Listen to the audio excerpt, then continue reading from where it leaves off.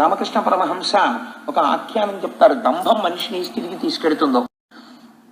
ఒకనకొకప్పుడు ఒక అరణ్యంలో ఒక నక్క పరిగెడుతూ పరిగెడుతూ వెళ్ళి సాకలి వాళ్ళు పెట్టినటువంటి నీలిమందు గోనలో పడిపోయింది. పడిపోయి నీలిమందు గోనలోంచి బయటకు వచ్చింది. అది ఎందుకు వెళ్ళింది అసలు? ఏటి ఒడ్డుకి నీళ్లు తాగడానికి. అది వెళ్ళి ఏటిలో నీళ్లు తాగుదామని నోరు పెట్టింది. నోరు పెట్టేటప్పటికి ఒక నీలి నక్క ఒకటి కనపడింది దానికి. అది అనుకుంది, ఓహో, సృష్టిలో ఇప్పటి వరకు నాలాంటి రూపం లేదు, నీలి మందులో కదా పడ్డాను, నా ఒళ్ళంతా నీలం అయిపోయింది. కాబట్టి ఇప్పుడు నన్ను చూసి మిగిలిన ప్రాణులు ఏమనుకుంటాయో చూద్దాం, ఏట్లో దిగద్దని అది అరణ్యంలోకి వెళ్ళింది. ఈ నీలం నక్కని చూడగానే మిగిలిన నక్కలు పారిపోయి, పెద్ద పుల్లు పారిపోయి, ఏనుగులు పారిపోతున్నాయి, సింహాలు వచ్చాయి. ఎందుకు అలా పరిగెడుతున్నారు మీరందరూ అని అడిగాయి.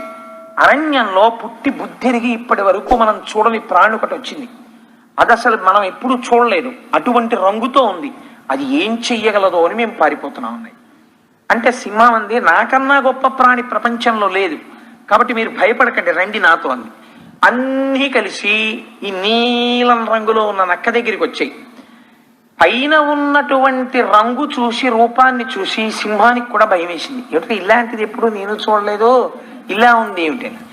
సింహం వెంటనే బాణీ మార్చింది, ఇప్పటి వరకు నాకు తెలిసి నేనే పరాక్రమం ఉన్న ప్రాణిని, నాకన్నా మీరు చాలా పరాక్రమం ఉన్న ప్రాణి ఏమో అని అనుకుంటున్నాను, ఎందుకంటే నేను చూడలేదు, నేను బలాబలములను నిర్ణయించడానికి, కాబట్టి మీరు అటువంటి ప్రాణ, నన్ను కూడా గెలవగలిగిన వారా అంది. ఇది నోరు విప్పింది అనుకోండి, సింహం పసిగడుతుంది నక్కని. ఇది అనుకుంది లోపల, ఎంత అదృష్టం, నీలిమందు గోనలో పడ్డాను, సింహం నన్ను చూసి నాకన్నా మీరు శౌర్యవంతులా అని అడుగుతోంది. కాసేపు ఏమీ మాట్లాడకుండా తల ఇలా అంటే సింహం భయపడుతుంది ఖచ్చితంగా, మిగిలి పరిగెత్తే కదా, భయపడుతుందని అంది. అంటే సింహం అంది, అయ్యా అయితే ఉత్తర క్షణం మిమ్మల్ని రాజుగా పట్టాభిషేకం చేస్తున్నాను, నా పదవికి రాజీనామా చేసేసాను, ఇంకా నుంచి మీరే మమ్మల్ని పరిపాలించుదురుగాక.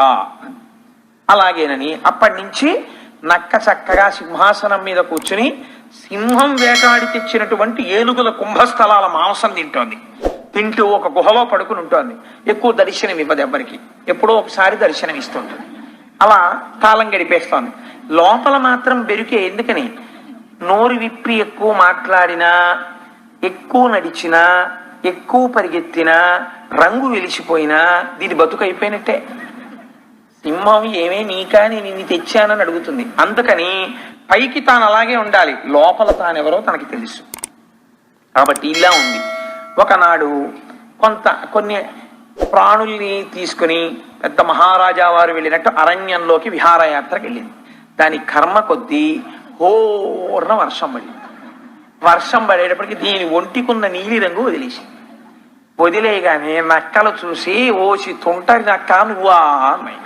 ఈ వార్త సింహానికి తెలిసింది. ఆ తర్వాత ఇంక నేను చెప్పక్కర్లేదు. కాబట్టి దంభము ఏం చేస్తుంది అంటే చిట్ట చివరికి తననే సంహరిస్తుంది.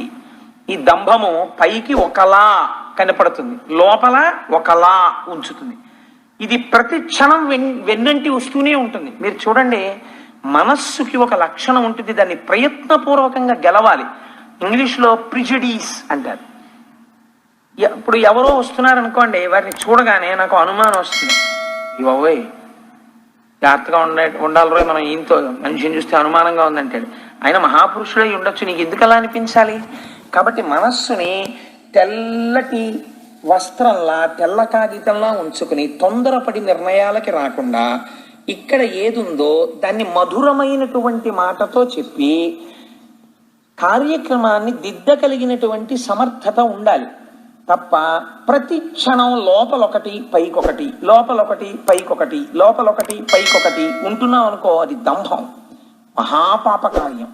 ఇది ఏం చేస్తుందంటే, ఈ పరిస్థితికి అలవాటు పడిపోతే పైకి ఒకలా ఉంటాడు, లోపల మాత్రం ఒకలా ఉంటాడు.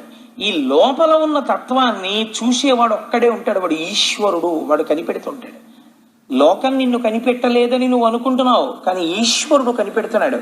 ఈశ్వరుడే దెబ్బ కొట్టిన నాడు నువ్వు ఇంకా నడుమెత్తలేవు. ఆ స్థితి తెచ్చుకోకూడదు. లోపల ఎలా ఉన్నావో పైకి అలాగే ఉండడానికి కనీసం కొంత ప్రయత్నం ప్రారంభం చెయ్యాలి.